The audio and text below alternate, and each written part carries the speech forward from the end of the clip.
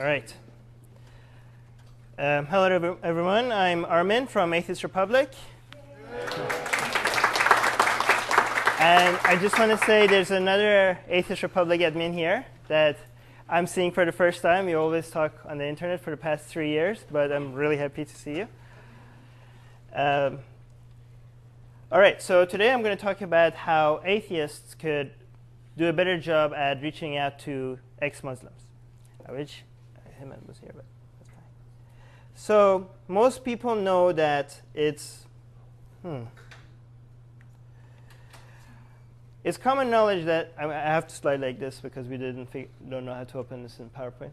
Anyways, so most people know that it's very dangerous for a lot of people to be open about their atheism in Islamic countries. To announce that you're leaving Islam in at least 20 countries is considered a crime. And in around 9 to 13 countries, based on what reports you look at, you could actually get killed for it. In Saudi Arabia, it's actually children learn in their school textbook that it justifies it to kill people for leaving Islam. And it's not just the government that supports this. In many Islamic countries, actually there's a lot of popular support for killing people for leaving Islam. In Egypt, it goes as high as 84%. In Jordan, it's 86%.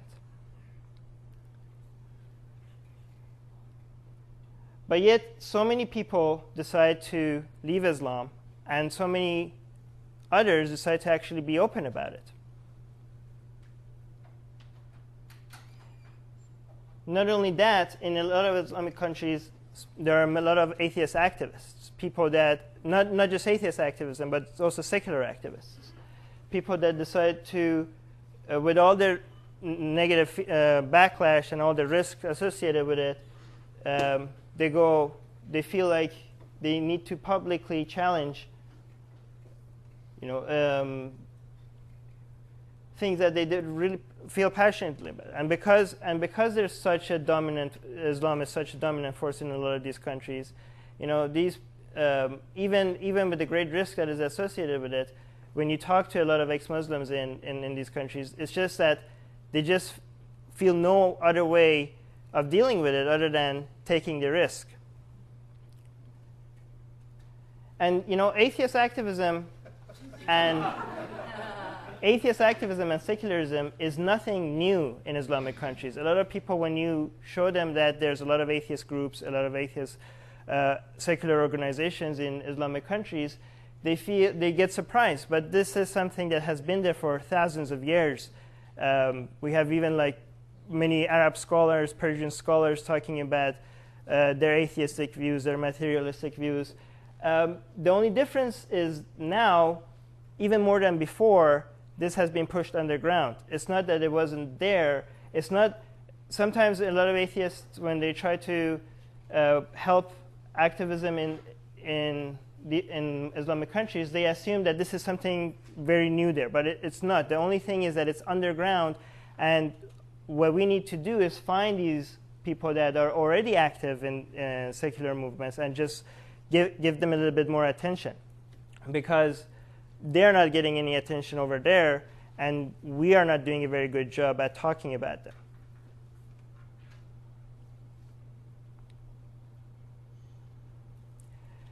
There's a lot of resistance to, even though religion is such a powerful and dominating force in a lot of these countries, there's a lot of different small ways people find to try to show their defiance against it. This is in Turkey, and this is how some people reacted when the government tried to introduce legislation to ban alcohol.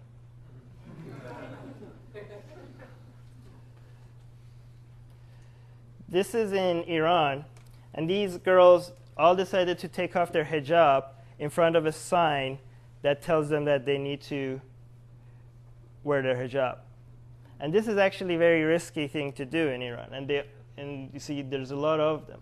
And you could get arrested in Iran just for having bad hijab, not just no hijab. So imagine the risk that they're taking. And even though with this risk,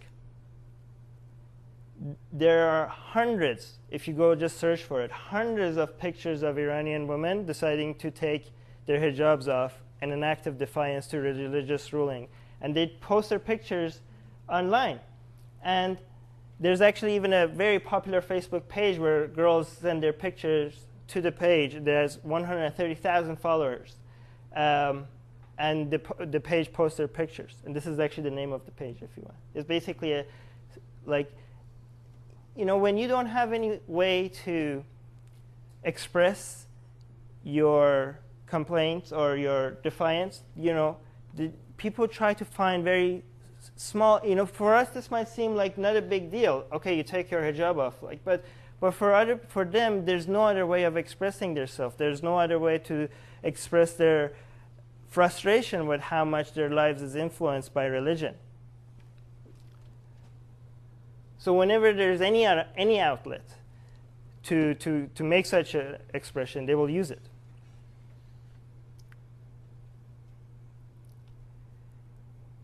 Being open about criticizing Islam or being open about your atheism could have very serious consequences. These are people that either got killed, got stabbed, got imprisoned, and some of these people, their only crime was just announcing that they're atheists on Facebook. They just posted that they don't believe in God. 7 years in prison.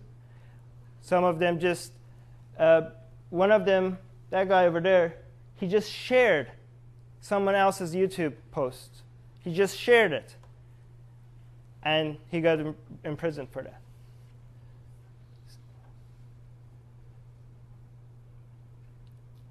So when we live in a country where we can say whatever we want and no one can do anything to us for just saying things, this immunity is something, for us it seems like obvious, but this is a very valuable asset that we have, and we don't even recognize it.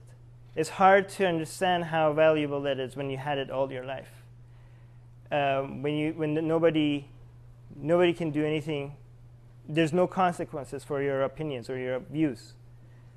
And given that we have such a valuable asset, and this is something that a lot of ex-Muslims could really use, we should be able to lend our voice to people that don't have it.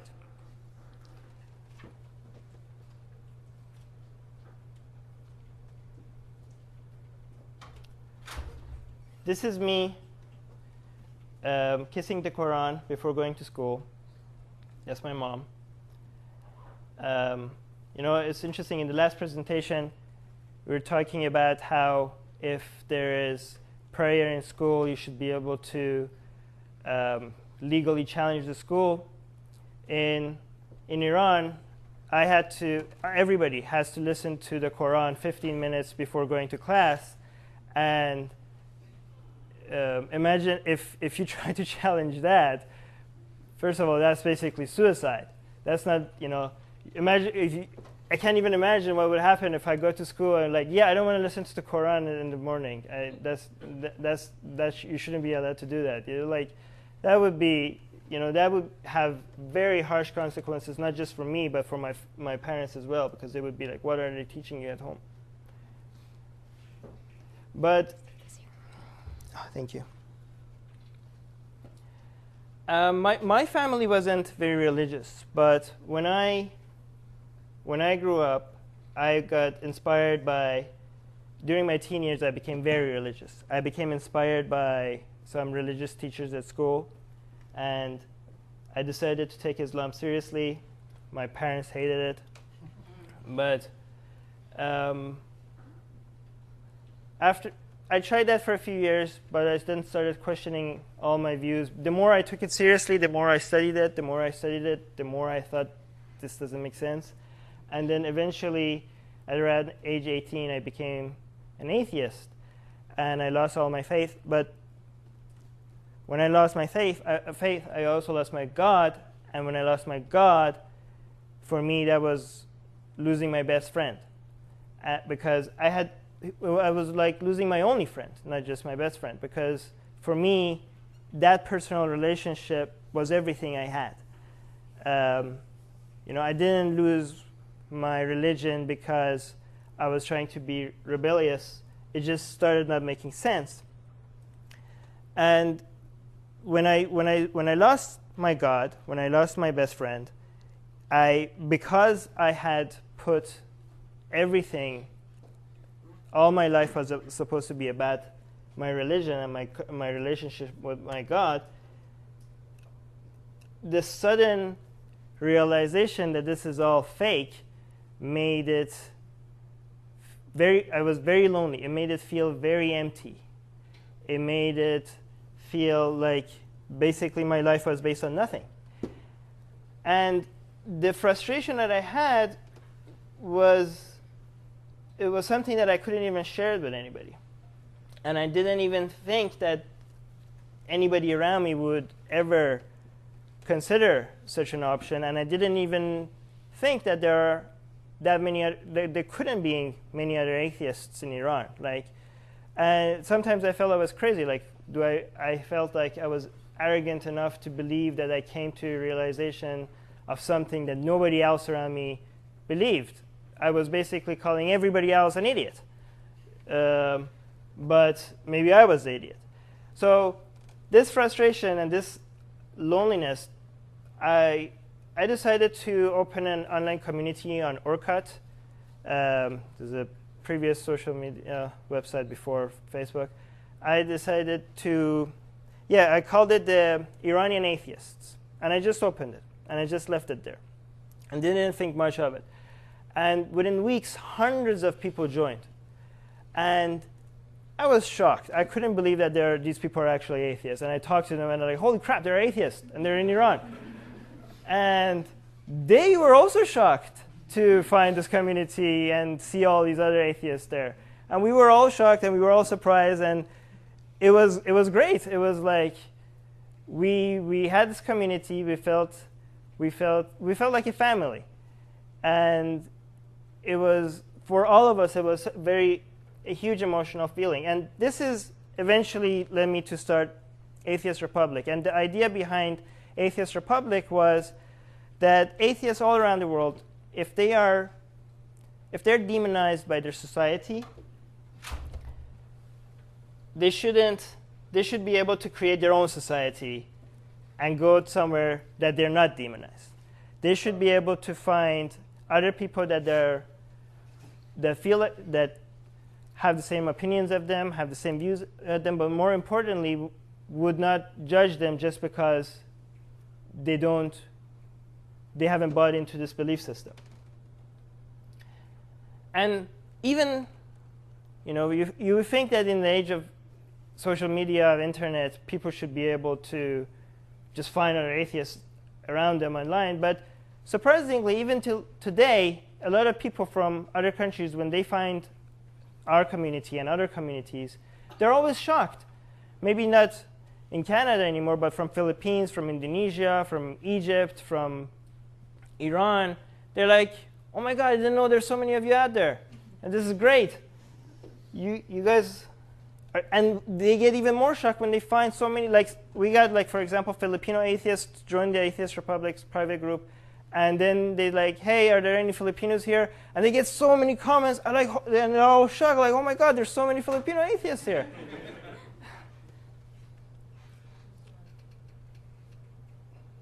This is Mohammed Sayed, the president of ex-Muslims of North America. He actually says the same thing. He interviews a lot of ex-Muslims, and he says the most persistent line that he gets when he interviews ex-Muslims is that, I thought I was the only one. And he interviews ex-Muslims in North America, not in Egypt, Iran, or Saudi Arabia. So if ex-Muslims in North America, in Canada and United States, if they think that they're the only one, imagine what atheists in Iran or in Indonesia feel like. And how important it is for us to reach out to them and show them that there's a lot of other people like them.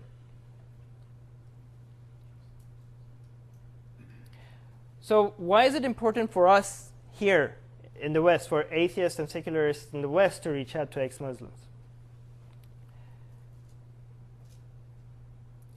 So, so one thing that you heard in the last presentation was that we are getting so good and so organized at what we do. We are much more efficient than before.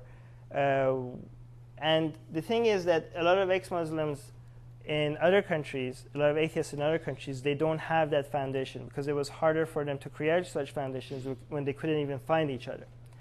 What we could do is we could lend our experiences and our resources to these organizations and reach out to them.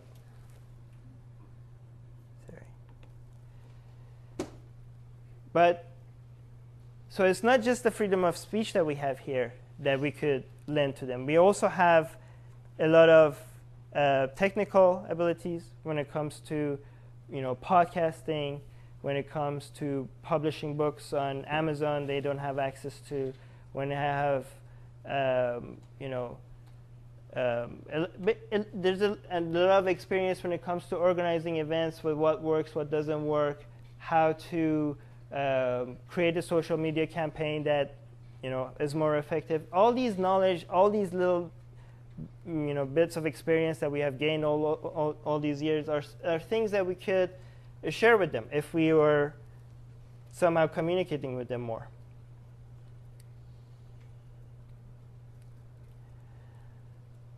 Again, this goes back to the fact that what they need the most is basically somebody to be able to reflect their complaints and express it in an environment when there's no backlash. We have podcasts, we have blogs, we have events. If we could interview a lot of ex-Muslims where they have things to say, but they can't speak out about it, if they could just tell it to us and we would be their voice in a place where it gets more attention and in a place that there's also no backlash, that would be a huge asset to them. A lot of people sometimes say that, oh, why would we want to do that? Like, we don't understand what they do. Let them speak for their own. But the thing is that if you talk to them, no, they do need us. They do need our platforms. They do need our voices. That's what they would tell you. So it's amazing to me that some people just assume that, because sometimes you hear some people assume that, why do you think that you could represent people that you don't understand? But if you talk to them, they actually would very much appreciate any kind of attention that their causes could get. Another advantage of another benefit for us reaching out to ex-Muslims is that it reminds us that there's still so much to fight for. Sometimes a lot of atheists and secularists here in the West, they forget how the dominant power of religion can affect people in other places in the world. They look at the problems here that religion has, and sometimes they feel like we're winning. We're making a lot of progress. Religion doesn't have that much influence anymore. Everything is going well, and it's not that big of a deal anymore. Maybe some places you could find some examples of school. People are praying in school and stuff like that, but which is important to fight for. But the thing is that if you look at globally, there are a lot of places that we're actually not winning at all. Islam is still growing really fast, and not just Islam, Islamic fundamentalism is growing really fast as well. And they are spreading, and they are actually very, very good. Sometimes here in the West we say okay, internet is killing religion. Guess what? In a lot of Islamic schools, they're good at using social media. They're good at spreading their ideologies over the internet as well. And they are doing it very effectively. And one reason why a lot of people, this is the age of information, but it's also the age of misinformation as well. The internet is not just filled with science and skepticism and logic. There's a lot of noise out there. And even with a lot of good information out there, it's sometimes become very hard for people to, tell the difference, especially when they're more exposed to the type of content. When all your friends on Facebook are Muslim, you're not going to see a Facebook share, from an atheist page. You're going to see all the, I love my prophet kind of shares from your other friends, or like Happy Ramadan or stuff like that. But it's important to know that even among all this noise, there are people that are fighting for more liberal views and liberal, more secular governments, and maybe not a religion-free society, but a society that is a little bit less influenced by religious dominance.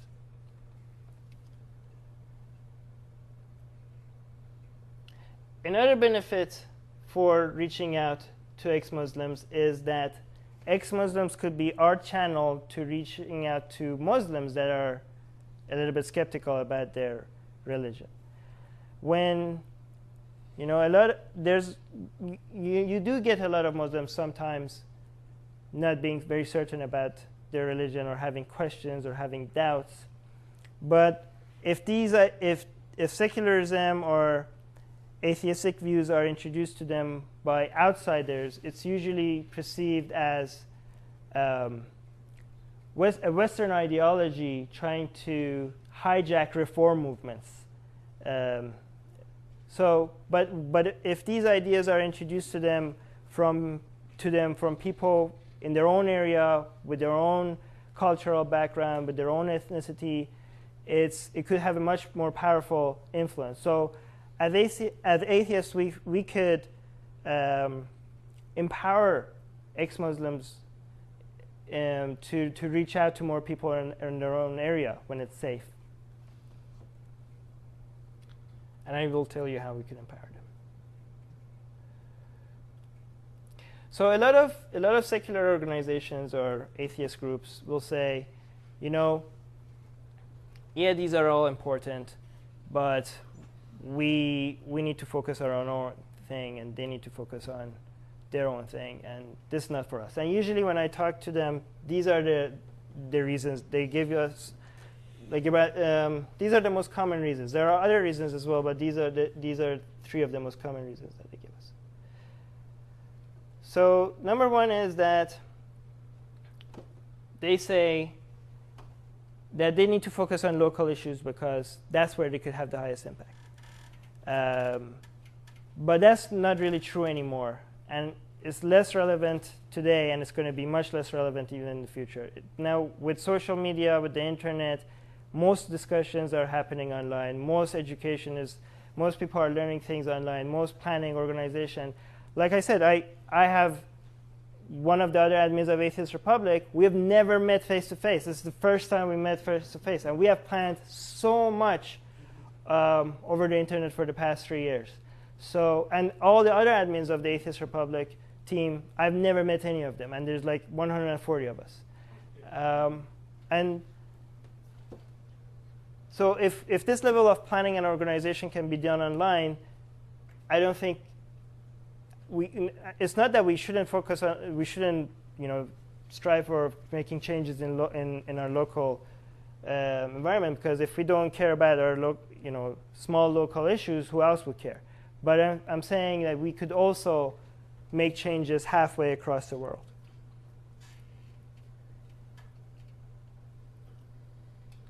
Sometimes people say that, okay, this is important, but the members of our organization don't care. I mean, it's not in their priority list. They care about their own local issues.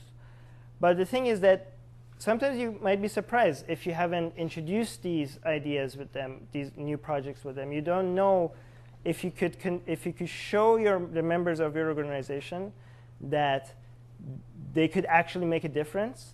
They might actually become very interested in participating. They might have not known that there's anything they could do. If you could show your members that there's actually very easy steps that they could do that has a huge impact, they might actually be very excited. And actually, this might be a very interesting way of getting the members of your organization excited about your next project.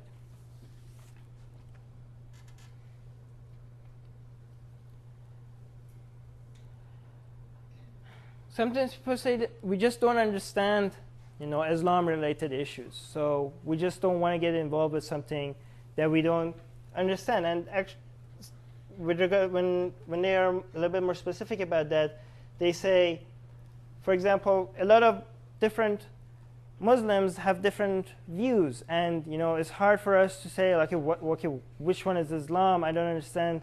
I don't want to criticize something if I don't even know that if it's actually representing the religion, or if there's any such thing as true Islam, or is like multiple versions of Islam. Some of them seem more liberal, some of them seem more conservative. So I don't want to attack something and then all of a sudden realize that this was a fringe group of people that wasn't the core ideology. So I'd just rather stay away from it. Some other people would say, there's a lot of things that are apparently Islamic and I disagree with, but there's also a lot of Islamic culture, Islamic tradition that seems so very beautiful and traditional. There's a lot of traditions and that are inspirational and harmless. And I feel like if I'm attacking, criticizing Islam, it would be perceived as attacking people's cultural identity, and I don't want to do that. But that's exactly why it helps to bring more attention to ex-Muslims. Because ex-Muslims, many ex-Muslims have the same cultural background and the same ethnicity as Muslims. So they are in a very unique position to separate culture, ethnicity, and religion. Because they don't share the religion the same, they share the culture, they share ethnicity. And also they are in a very good position to understand the different aspects of Islam, which one is traditional mainstream Islam, which one is the new reformist movements. So having them in your team or in your events will be able to give you a great perspective. And the thing is that you don't even need to 100% understand everything about Islam. Just having ex-Muslims on your team and giving them the platform will be it's a great opportunity for them to educate your audience and whoever visits your platform. So what are some effective ways to reach out to more ex-Muslims?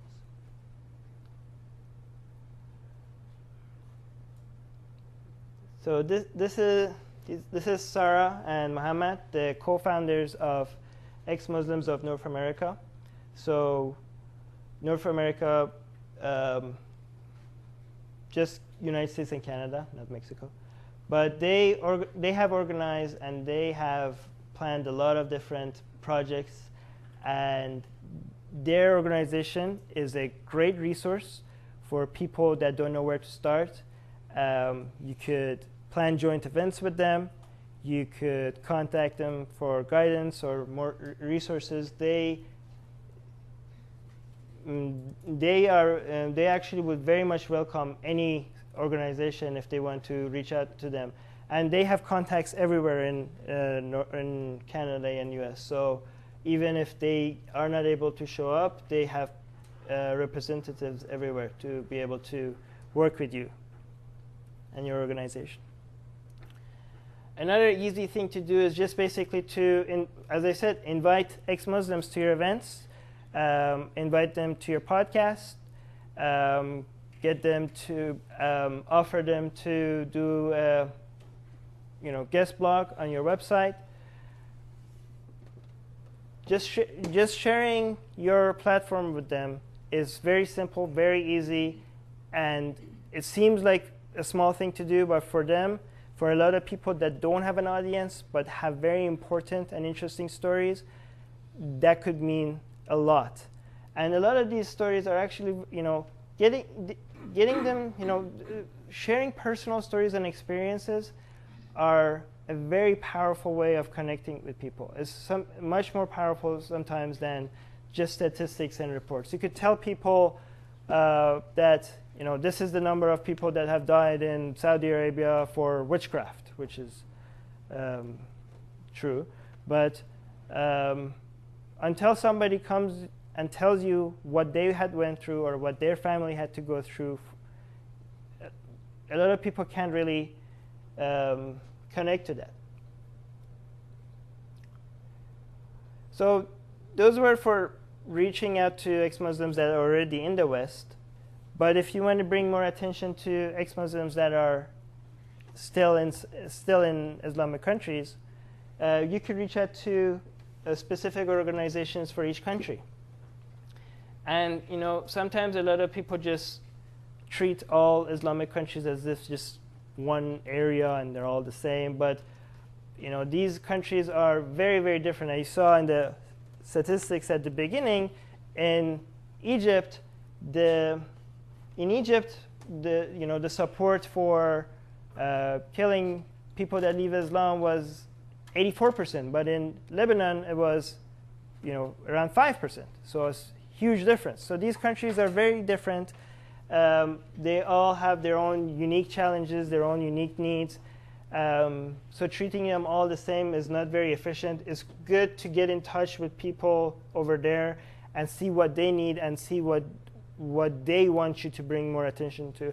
And I'm sure a lot of them will very much appreciate you doing that, because they don't get any attention, almost any attention.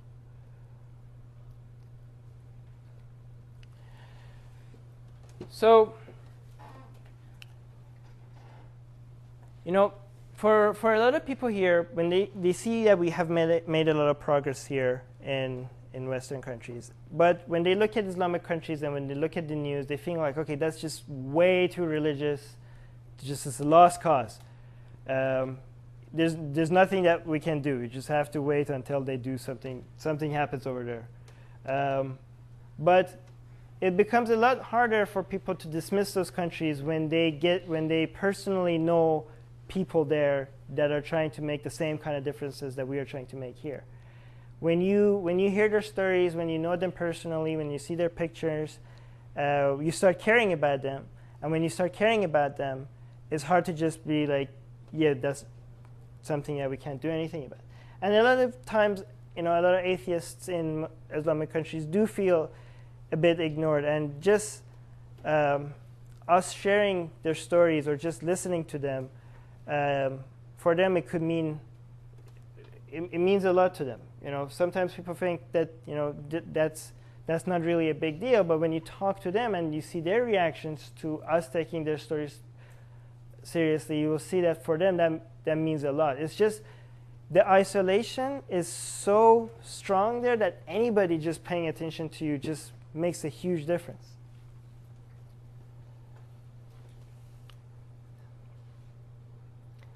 This is a picture that was sent to us by a very brave person. Very brave girl living in Saudi Arabia, right from Kaaba. This is the holiest place you could be in Islam. And she told us that she was really, really scared when she did this. But this is her way of showing her solidarity with the other atheists around the world. And when she sent this just to share it with the admins of the page. But when we asked her if we could post this on the page for everybody else, she said yes. And the reaction was overwhelming. We got a lot of negative responses from Muslims that were saying that this is very offensive. They called it bigotry, which I don't really understand. She's Arab. She's from there, so I don't know how this is bigotry. But there was a lot of Muslims that said that this is very offensive. But we also got a lot of atheists that found this very encouraging. They praised her. They told there were so many messages of support and admirations from both atheists in the West And also a lot of other atheists in Islamic countries. There were people like, yeah, I'm from Pakistan, like, you go girl, and stuff like that. But, and people, and when she saw all those responses, she was very overwhelmed with joy when she saw, and we're actually right now trying to see if we could get her out of there. It's very difficult, but we're trying to get her in touch with some people. This was sent to us from Algeria.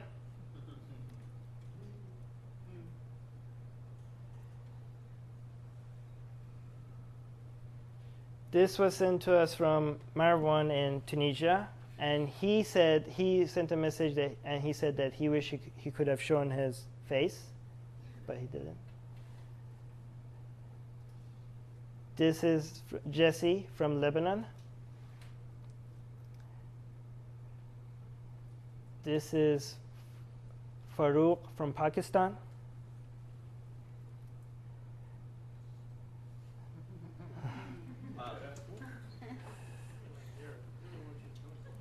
This is from Tunisia, and what's interesting is that whether they decide to show their face or not is actually very consistent with what you would expect based on the country that they're sending it from.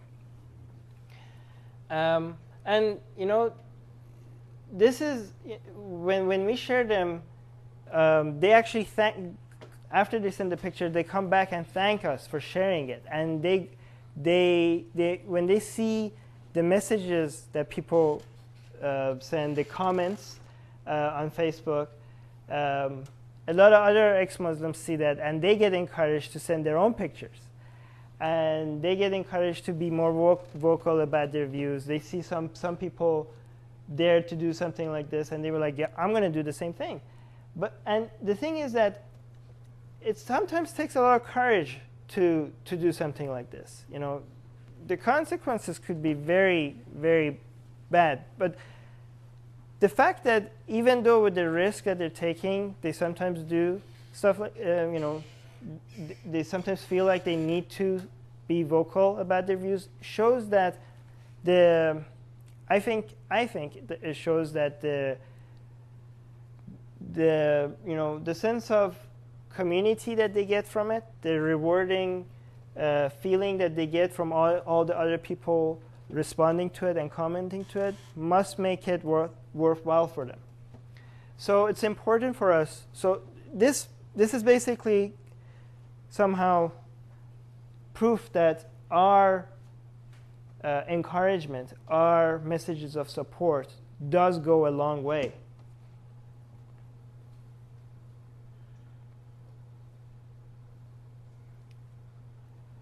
So,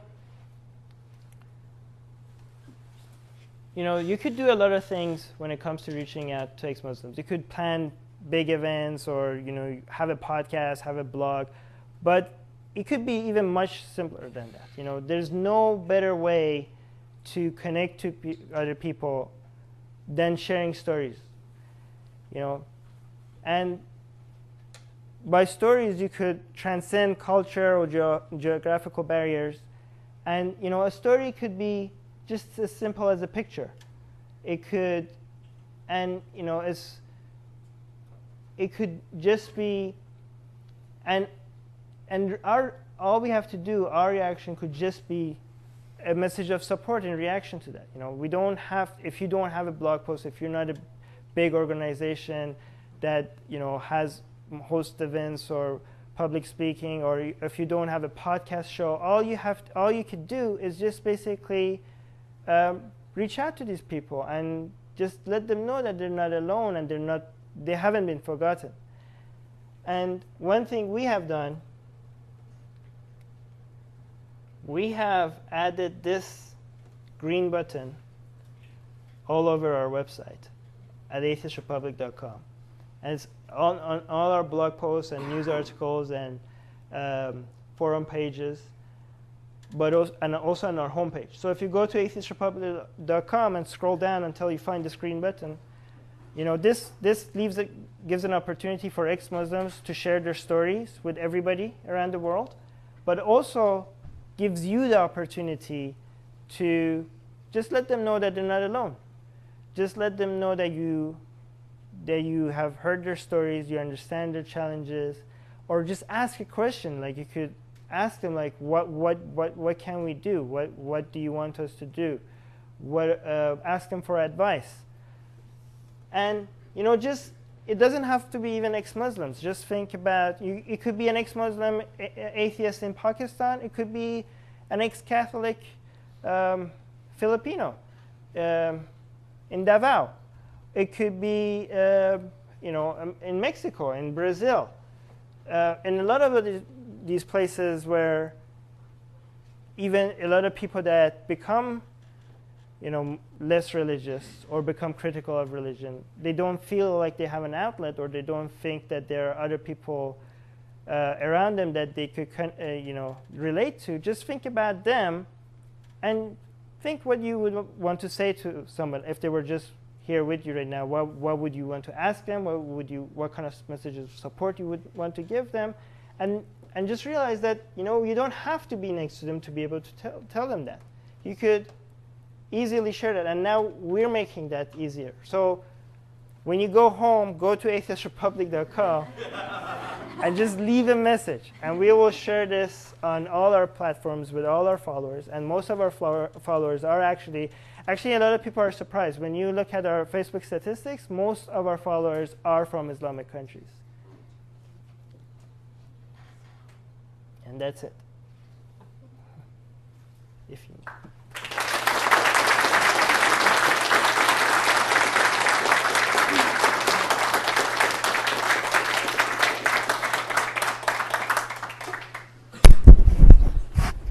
questions for Armin people?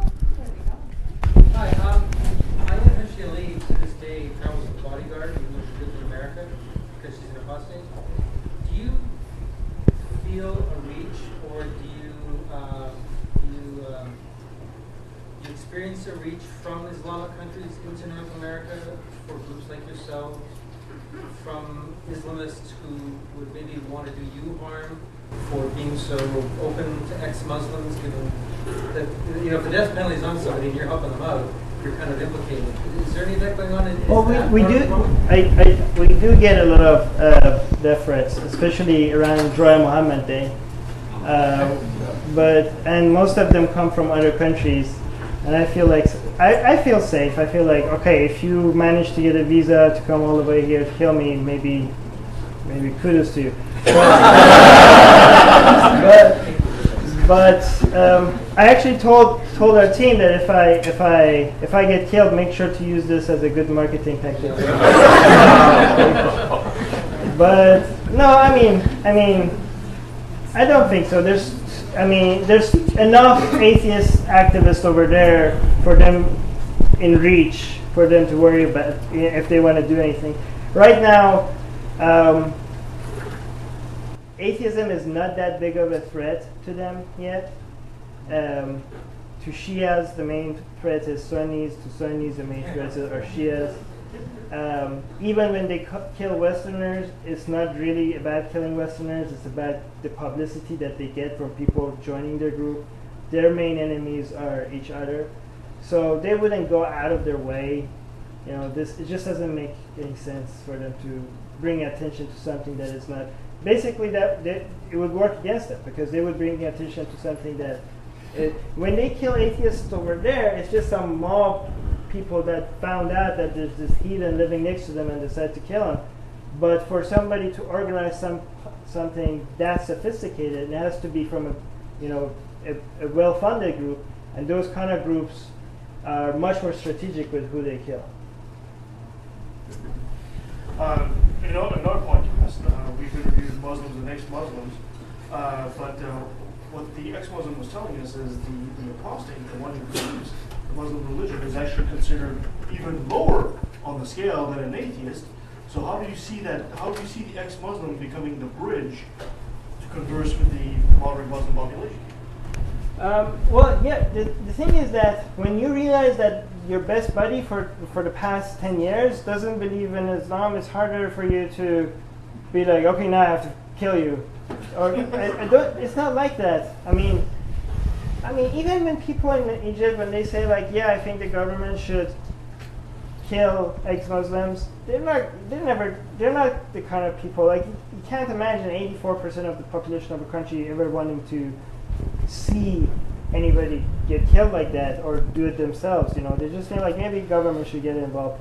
But, you know, these are real human beings with you know, feelings. You know? So we shouldn't assume that they're going to be reacting much differently to their friends and family than other people. Sometimes they do react very harshly, but not more than what you would see some like Christians getting kicked out of their parents' house when they announce that they're atheists, to that level. But you know, when a parent does decide to do honor killing and stuff like that, that does get a lot of attention. But you know, usually, you know, a mother's love for their child, or you know, classmates being friends with each other, you know, that's you know, I became open about my atheism in Iran with some of my classmates, and a lot of them started doubting religion right after that, just by mere introduction to them of the idea. You know, a lot of these people actually would be very open to these ideas. It's just that it has never even crossed their mind that this is a possibility. Last summer in Saudi Arabia, a social media survey was done of several thousand young Saudi Arabians, and they found that 9% don't believe. And so I'm making this point because it's you know, in the West we no longer say the word Christendom. It died out after World War I. There's no such thing as Christendom. But everybody says Muslim countries, as if the religion owns the country. I would kindly ask and just mention that perhaps we might consider saying Muslim majority countries as an alternative to that, so that they don't feel as if that the country is owned by a religion, any religion. Well, first of all, that, you know, that statistic you said is a social media statistic. So you have to realize that these are people that have access to social media, not the entire country. You will get a different, like a lot of Iranians when they come here, they, for example, they will tell you how liberal Iran is, but you have to realize these are the upper class Iranians that managed to buy a ticket and come here. So their social circle does not involve, you know, what most Iranians are like. But regarding owning, well, they do. I mean, even if there are minorities in each of these countries, the problem is that they do own the country. Like, for example, in Iraq, right? You have a lot of Sunnis there, but right now Shias kind of own Iraq. You know, during Saddam, even in the country that is majority Shia, the Sunnis owned Iraq. So in Iran, you would find much more atheists than you would find in Saudi Arabia. There's a lot more, negative reaction to religion right now in Iran. There's a lot of young people that are tired of Islam, and I would guess the percentage would be much higher. But I would say in Iran, even with all the atheist activism and all these secularist movements that are happening, and all these people that will actually, you know, their hatred towards Islam is sometimes, you know, very aggressive. Even in that country, I would say Islam, you know, the Shia government, you know, their ideology owns the country. It's an Islamic republic. They managed to force down their ideology and their view of life on a lot of people. Yeah, but we don't have to help them. We can say Muslim majority or Buddhist majority. Well, we actually would help by addressing the fact that they own the country and they should own the country. You know, we could address the reality of it. We could be like, this is not your country, you shouldn't treat it as your country. You know, this is, you're a government, you should be representing your people, this is not your country to own, right? That's how you're treating it, right? On the subject of what we can do, I am also in Toastmasters, and they have their annual international, they're a very international organization. And they held their convention in Indonesia last year, which made me pretty super uncomfortable. And I never came up with a good strategy about, now I know where I can go, so next time that happens, I'll have somewhere. But I mean, if you're part of, you know, organizations with international reach that are not traditionally shit-disturbing outfits, what would you say is like a way to address that? I mean, Like what kind of like, be what's able to like give that? someone else's talk, I guess, about why someone here who can't say they're an atheist is an atheist, something like that. If you're in Indonesia? Yeah, if you were going there for a convention, because I don't think they're going to go after a tourist who's like, oh, I'm an atheist. They don't care, you know. Yeah. It's if you're a national that then Yes. the hammer comes down, right? Yeah, I wouldn't do it, but you might be able to do it. I mean, Right.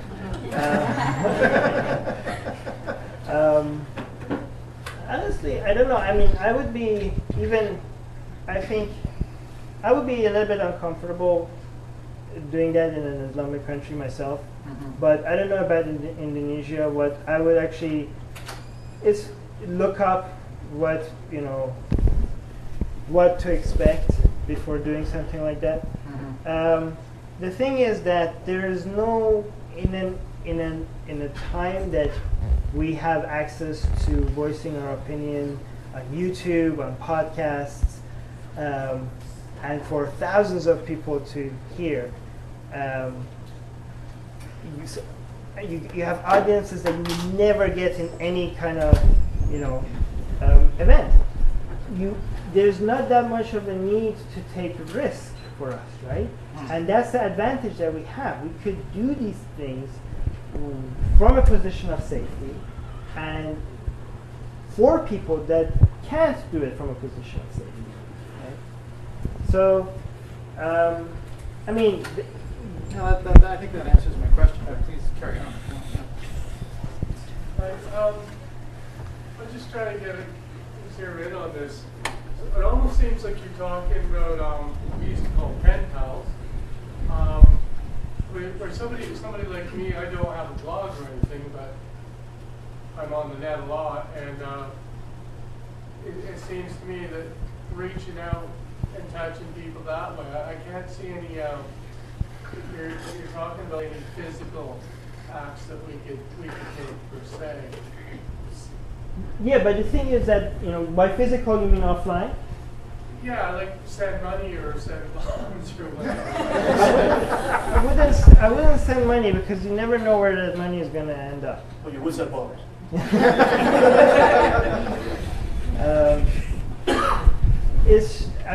If you're thinking about donating, I would suggest hooking up with organizations that are already have experience with sending money over there, like working with organizations that are trying to increase education, transparency, that kind of stuff. But we do get a lot of messages of people asking us for financial support, and when we talk to other people, we don't know who these people are. We don't have the experience of to do check. Maybe I don't know what this. Does he really need this money to buy a ticket, or is he like a terrorist group trying to fund I don't know what. We could get into a lot of legal troubles for doing that. But the thing is that you don't have to do by physical. I think you mean offline. Like events. Yeah, exactly.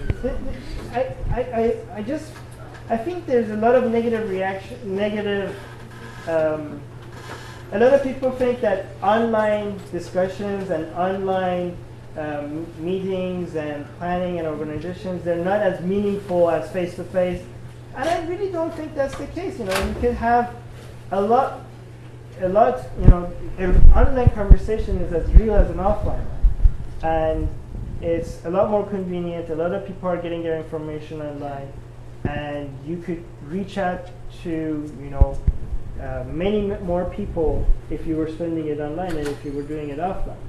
So I don't think that we should discount the effectiveness, of our online activity, and just reach and might seem so small, like just reaching out to ex-Muslims and showing them support and commenting on their posts and asking them questions. You think that's not that big of a deal, but it is if you share it with more people. The thing is that when you share these ideas, when you share these stories, before you could get anything done, you need to get people caring about it, right?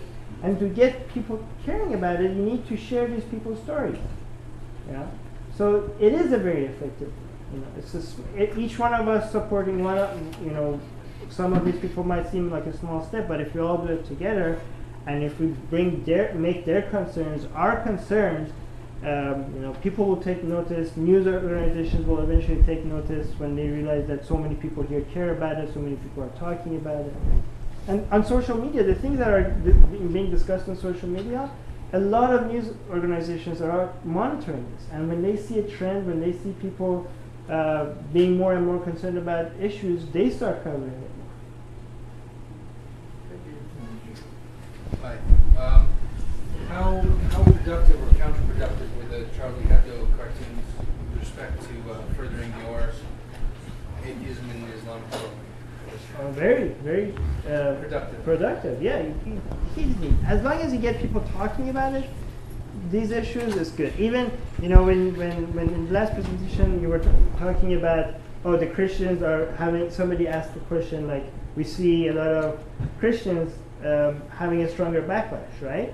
We want that backlash because that means more people are talking about it because now they're bringing attention to atheist views. You want as long a lot of Muslims are discussing among themselves. Should we be offended about these things? Is this like there's nothing in Islam, for example, that says that you can't draw Prophet Muhammad. There is no hadith for that, right? So many Muslims are like, okay, why are we so offended about this, anyways? And because when they saw all the masses of people in Paris saying I am Charlie, that was too much. That was too much to say like all these people are, bigots, right?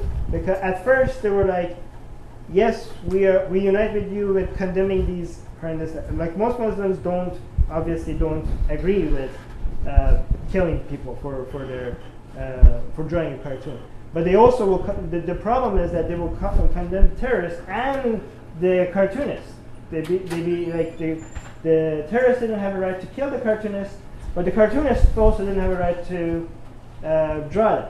So the thing is that when at first they were supporting everybody by condemning the terrorists, but then when they saw everybody picking up the signs and saying supporting the cartoonists, they were like, I don't know if I should go that far, right? And so a lot of people, you actually see on Reddit, on all social media, if you read what younger Muslims are doing, they were actually fighting among themselves about how much freedom of speech is good freedom of speech, and that challenge, that internal struggle that they're having with each other is exactly what you want. So anything that promotes debate. Anything that promotes is good. Yeah. No matter how extreme. As long as they're not killing. Yes, yeah. As long as people are not getting physically hurt, any kind of discussion is good. What about working in the communities in Canada as well, in Muslim communities? One thing I've noticed is that when recent immigrants come from Middle Eastern countries or North African countries, they don't have a lot of English skills, they don't have a lot of social connections, and they go to mosque. And that's where they start to develop all their connections and friendships. And I notice that they get a lot of literature from the mosque. And I'm wondering if there is some way to have, is there literature on your side in Arabic or in Farsi or in any of the languages that would be available to somebody coming here who is just kind of starting to experience a culture that isn't strictly Islamic? Yeah. Actually, a lot of these organizations, as soon as there's, new books out there on atheism, they get translated so fast. They just take it. There's so many websites dedicated to translating secular views, atheist views by ex-Muslims in those areas. So it's not that they're not out there. It's just that you have to convince people that these are not evil, before you even hand it out to them. And what I was arguing is the best way to do that is to empower ex-Muslims to reach out to these people, because when other people do it, they always like, oh, these are Western people trying to take you away from Islam, and they see it as imposing your ideology on them. So what I'm saying is, when you have ex-Muslims on your side, it's harder for them to frame you like that, because they don't see that now as a foreigner trying to impose their Western ways on them, right? Well, I mean, you don't actually I know some Muslims when I told them where I was coming to today, I was actually told that you don't exist. Oh. There's literally no such thing. So hold the picture. I'm going to prove them wrong right here.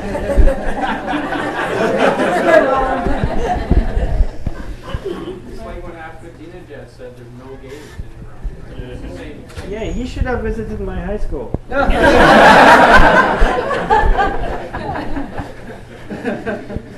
Armin, do you want to take one or two more questions, and then we'll have Sure. people come and you can do the book signing, and we'll do all that. Actually, continuing on from a question earlier about the unrelated conventions and stuff, I know that there are some people and groups that try to push for conventions not to go to places like that. Do you have any particular thoughts on that, or not? For me, the only place I can go right now is Iran, But because Yeah. I'm a citizen there, so they could do whatever they want to me. But I don't think you guys would be unsafe in most places, because you're a citizen of another country, so the government would be very picky about anything happening to you. But my question is more of whether having a big convention of some organization, Oh. some place like that would be good or bad, or should we try and push for them not to go there, or to go there, or Where? Like, depends on the country. well, any conditions on like what sort of countries would you say no, they shouldn't go there? Well, there's countries that you can't if you even wanted to, right? So I would say, like, I don't know, I think it's like, Indiana right now is getting a huge backlash, and even organizations that are not. well, you shouldn't be afraid of backlash. If you're afraid of safety issues, that's one thing. But if you're afraid of backlash, no, you should welcome backlash. Backlash is what we need, because we need backlash will get you more. Sorry, go on. I think he was, if I can, I think what he was asking is, I think he's maybe wondering if, as a way of not supporting, kind of continued Islamic domination, that maybe those of us here should perhaps be advocating to organizations that we're members of not to hold conferences in Islamic countries, Oh. to stay away from them financially, to not, so Yeah. No, maybe you- would it be effective for, like, say I'm a member of a large company, Mm. and we're looking at handling, an annual global, big convention. Yes. Now, would it be effective for me to go out to say, not going to be held in an Islamic country, and I'm going to let them know why? Or and boycotts, wondering- in fact. Yeah, basically, should we be boycotting Islamic countries? Well, I wouldn't be able to answer that, because that's something that I don't have experience with. Our strategy is more of a bottom-up approach rather than a top-down approach. We try to change the minds of individuals, and eventually, if you change the minds of enough individuals, you will change the government and the people that are in those countries. I personally like that much better. But I'm not saying other methods are not effective. It's just that I don't have experience with it. Isn't that just like sanctions? You're punishing the people, not the government in a way? Well, sanctions worked on Iran. They're having nuclear. I don't know. It's just I mean, I wouldn't be able to comment on that. It's something. You might get a media attention because of it. If you get media attention because of it, then you're bringing attention to something that needs attention. Negative side of it is that you might lose the opportunity of creating more connection between two countries, where it could have introduced a lot of new ideas to people over there.